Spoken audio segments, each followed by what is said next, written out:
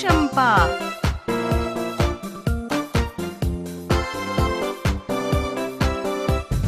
पोशंपा भाई पोशंपा, डाकुओं ने क्या किया? 100 रुपए की घड़ी चुराई, अब तो जेल में जाना पड़ेगा।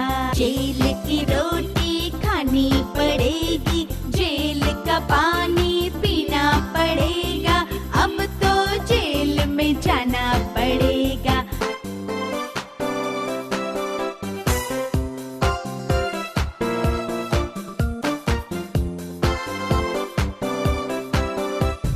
पोशंपा भाई पोशंपा, डाकुओं ने क्या किया? 100 रुपए की घड़ी चुराई, अब तो जेल में जाना पड़ेगा।